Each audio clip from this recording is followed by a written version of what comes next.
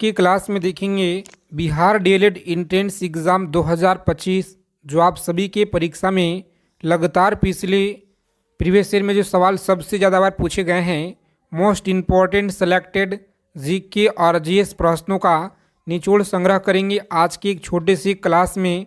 तो आज की क्लास आपके लिए बहुत ज़्यादा इम्पोर्टेंट रहने वाला है। जो आपके शिफ्ट में प्रश्न यहाँ से देखने को मिलेंगे बिल्कुल 100%। तो साथ ही आज की क्लास को आप लोग अंत तक देखिएगा। अगर आपको इस बार अच्छे नंबरों से क्वालिफाई करना है एग्ज़ाम में तो बिना देरी किए हुए क्लास शुरू करते हैं। आगे चलने से पहले जितने लोग क्लास में पहली बार अगर विजिट किए हैं, बिहार डीएलएड एंट्रेंस एग्ज़ाम से पल पल की जानकारी प्राप्त करने के लिए चैनल को आप लोग सब्सक्राइब कर लीजिए और बगल में एक बेल आइकन प्रेस करके ऑल पे ज़रूर आप लोग सेव कर लीजिएगा। क्लास शुरू हो गया है, सभी साथी अच्छे से ध्यान से देखेंगे। बताएंगे प्रत्येक सवाल का आंसर आप लोग कमेंट बॉक्स के माध्यम से। उसके लिए मात्र आपको 5 सेकेंड का समय दिया जाएगा और उसके बाद हम आपको आंसर बता देंगे। देखिए, पहला सवाल है कि संघ लोक सेवा आयोग के जो कामकाज का विवरण है यह क्या कहलाता है। सभी साथी बताएंगे संघ लोक सेवा आयोग के कामकाज का विवरण क्या कहलाता है। तो अच्छे से आप लोग याद रखेंगे, इंपॉर्टेंट सवाल है। ये ऑप्शन को लॉक करेंगे और आगे बढ़ेंगे। व्याख्यान 320 आपको याद रखना है, ये ऑप्शन हमारा राइट आंसर है जी। आगे देखेंगे, अगला प्रश्न है जो आपके परीक्षा में प्रीवियस ईयर में पूछे गए हैं कि सांची किस कला एवं उत्पाद का निरूपण करती है। सांची किस कला एवं उत्पाद का निरूपण करती है, दूसरा नंबर प्रश्न है। तो अच्छे से आप लोग याद रखेंगे साथी, बी ऑप्शन को लॉक करेंगे यहाँ पे और आगे बढ़ेंगे। सही आंसर है जी। अगला प्रश्न आप लोग अच्छे से याद रखिएगा, यहाँ पे इम्पोर्टेंट प्रश्न है। रोज़ाना क्लास में जुड़ना शुरू कर दीजिए क्योंकि समय बहुत कम है। एग्ज़ाम डेट आप लोगों का पता है बहुत नज़दीक है, तो रोज़ाना आप लोग क्लास में जुड़ना शुरू कर दीजिए। ठीक है, समय आपका बहुत कम है। कम समय में जितना हो सके ज़्यादा से ज़्यादा हम आपको रिवीजन कराएंगे और ऐसे प्रश्न जो आपके पिछले साल जिस तरह से तैयारी कराए थे, प्रत्येक शिफ्ट में जो सवाल पूछे गए भर भर के, इस बार भी आपके शिफ्ट में यहीं से सवाल मिलेंगे साथी, बिल्कुल 100%। ध्यान से आपको बस पढ़ना है। प्राचीन भारत का वह प्रसिद्ध शासक जिसने अपने जीवन के अंतिम दिनों में जैन धर्म को जोड़ा था वह कौन था। तो अच्छे से आप लोग याद रखेंगे, चंद्रगुप्त मौर्य आप लोग याद रखेंगे। ए ऑप्शन हमारा सही आंसर है जी। आगे देखिए, अगला प्रश्न है 4 नंबर प्रश्न कि संविधान में सशस्त्र शब्द का जो प्रयोग है एक बार प्रयोग हुआ है। सही आंसर आप लोग याद रखेंगे, यहाँ पे ए ऑप्शन को लॉक करेंगे। आलोक 352, ए ऑप्शन हमारा राइट आंसर है। अगला प्रश्न है विशाखदत्त के प्राचीन भारतीय नाटक मुद्राक्षस के विषय वस्तु क्या है। सभी साथी बताएंगे, इंपॉर्टेंट प्रश्न है, इसे आप लोग स्टार लगा लीजिएगा। पेपर में आपको डायरेक्ट देखने को मिलेंगे जी आपके शिफ्ट में। अच्छे से याद रखेंगे, ऑप्शन नंबर डी, दो आर्य काबिलों के बीच सत्य के संघर्ष की कथा के बारे में आप लोग याद रखेंगे। चलिए नेक्स्ट क्वेश्चन देखेंगे। यहाँ पे 6 नंबर प्रश्न है कि वानिकी अनुसंधान संस्थान कहाँ पे स्थित है। वानिकी अनुसंधान संस्थान कहाँ पे है, तो याद रखेंगे डी ऑप्शन को लॉक करेंगे, देहरादून में है जी। नेक्स्ट क्वेश्चन देखेंगे। यहाँ पे आज की क्लास में सभी तरह के प्रश्न हैं जो आपके साइंस के क्वेश्चन और हिंदी के क्लास हम लोग पिछले क्लास में कर चुके हैं। अगर आप नहीं देखें तो पीछे वाले क्लास को आप लोग देख लीजिए, बहुत ज़्यादा आपको हेल्प मिलेंगे परीक्षा में जी। बैंकिंग निम्नलिखित में से किस क्षेत्र के अंतर्गत आती है, बताइए। बैंकिंग किस क्षेत्र के अंतर्गत आती है, तो सही आंसर सी ऑप्शन को लॉक करेंगे और आगे बढ़ेंगे। आगे देखिए 8 नंबर सवाल है रिजर्व बैंक ऑफ इंडिया का प्रतीक चिन्ह क्या है। रिजर्व बैंक ऑफ इंडिया का प्रतीक चिन्ह क्या है, तो सही आंसर याद रखेंगे आप लोग, ऑप्शन नंबर सी ऑप्शन को लॉक करेंगे। यहाँ पे सी ऑप्शन रहेगा राइट आंसर जी। और इसका हेडक्वार्टर मुंबई में आप लोग याद रखिएगा। बैंकों का बैंक किसे कहा जाता है, तो आरबीआई बैंक को आप लोग याद रखेंगे। ठीक है, इसका स्थापना कब हुआ कमेंट करके आप लोग बताइए।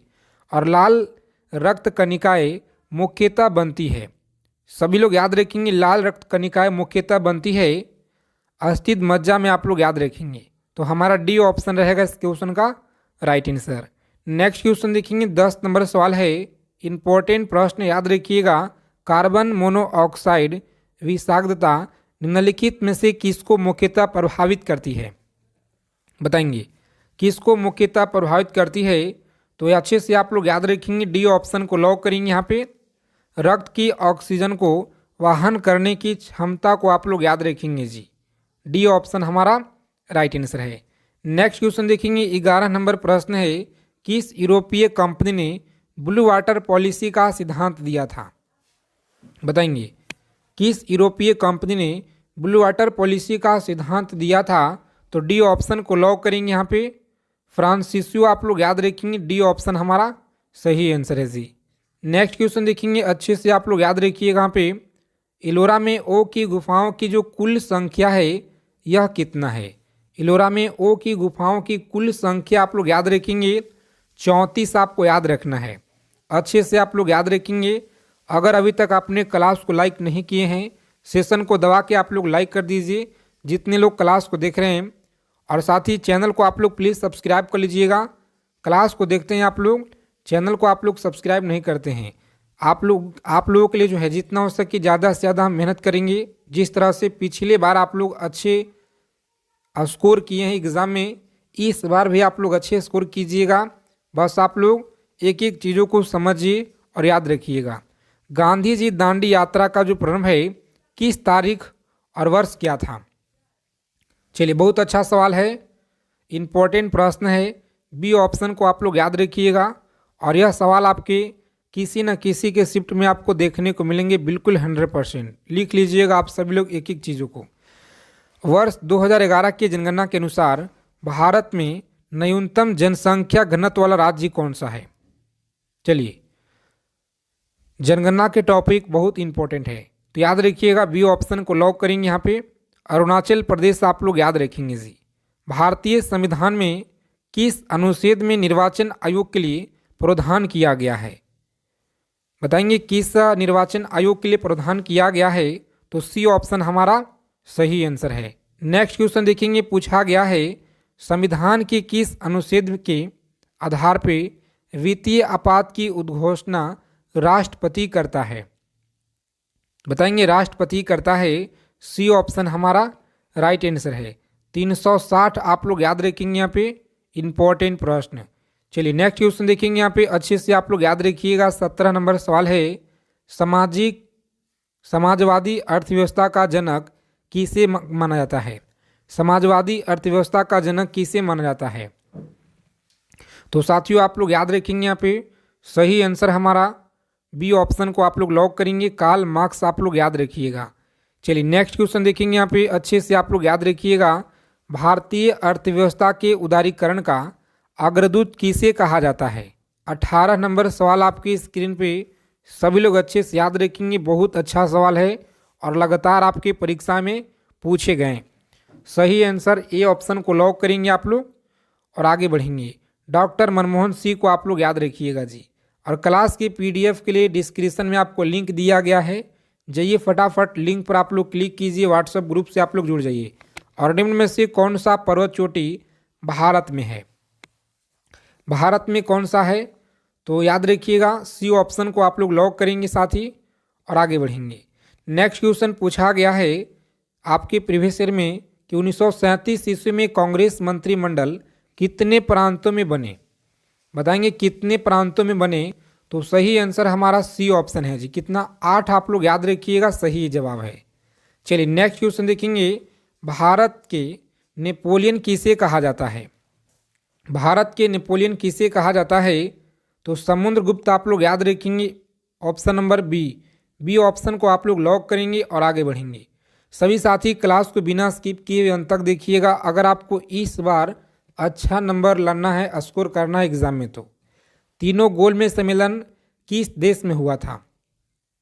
तीनों गोलमेज सम्मेलन किस देश में हुआ था?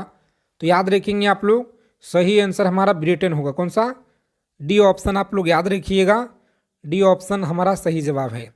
चलिए देखेंगे यहाँ पे 23 नंबर सवाल है, पूना समझौता 1932 के मध्य कब हुआ था?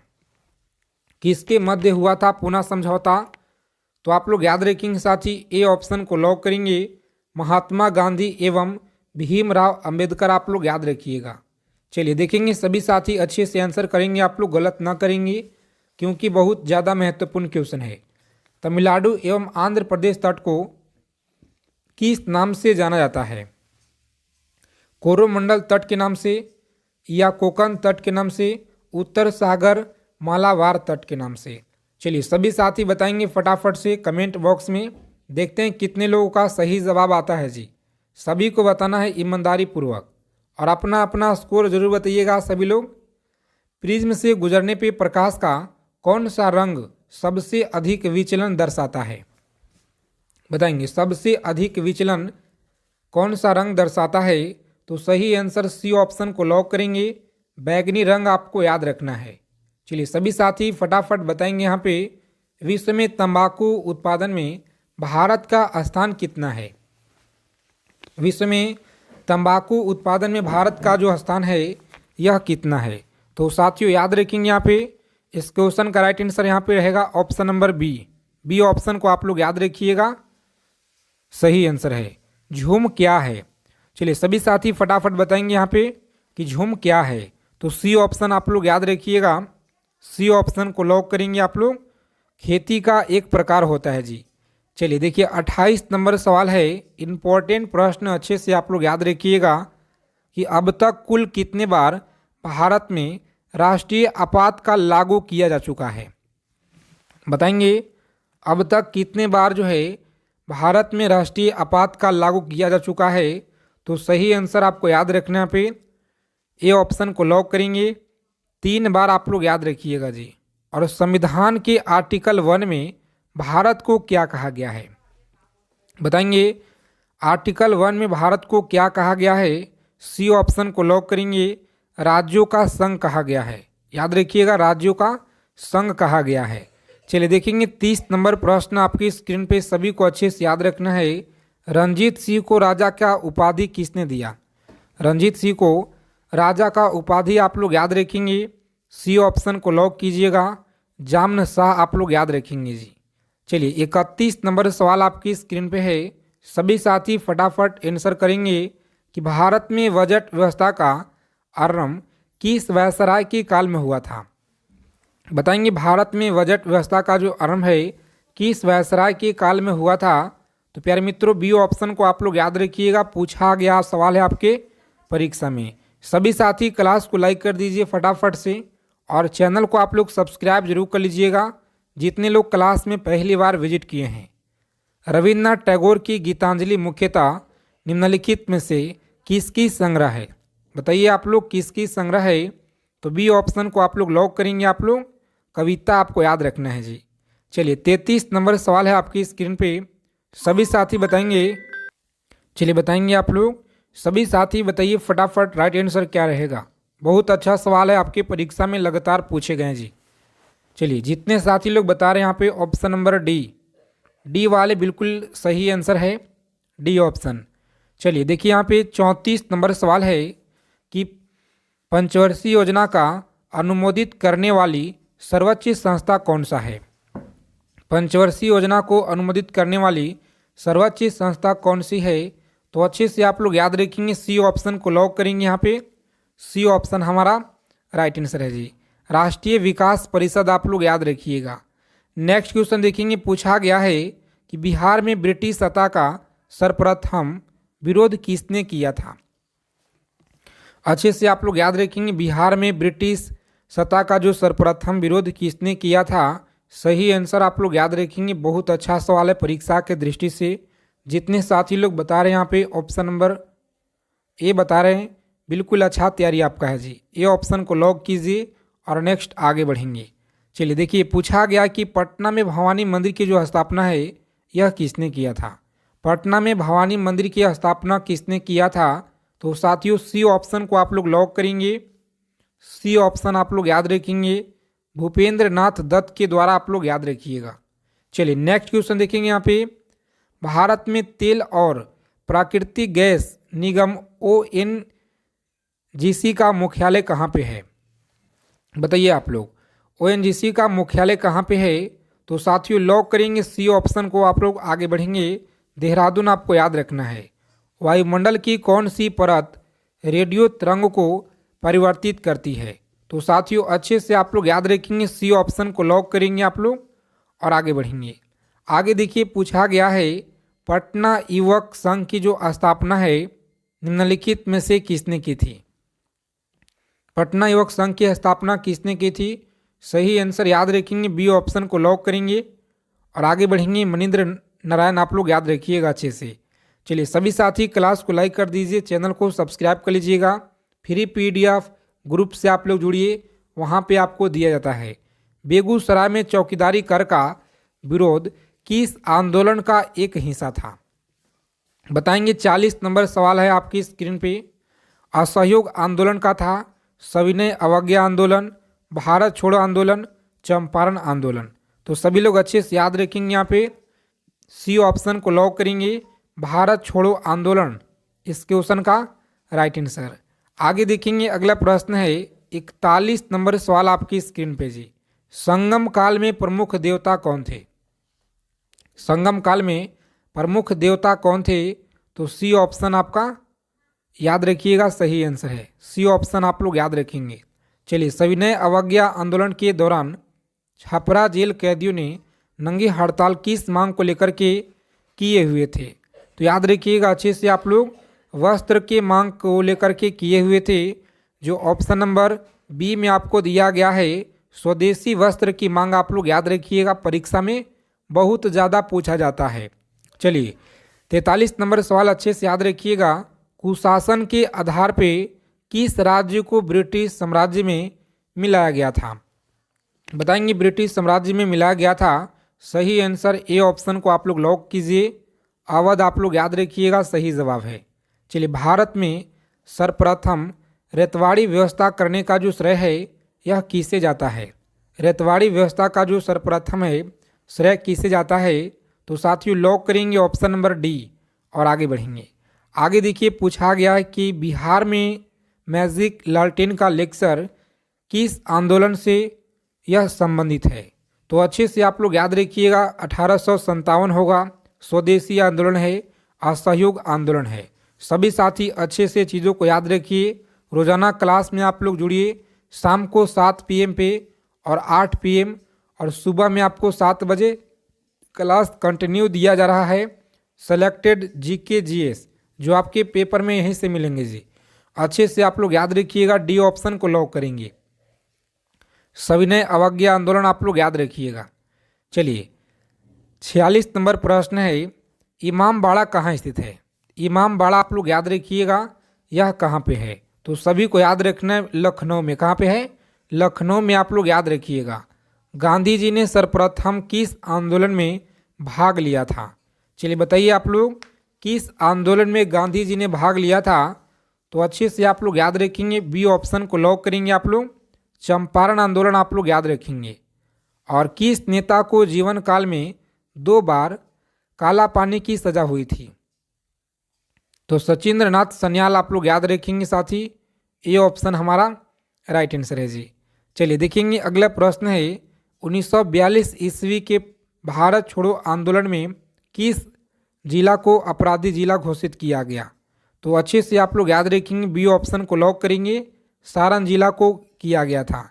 चलिए 50 नंबर सवाल है और आज के इस प्रश्न का आंसर आप लोग कमेंट करके बताइए।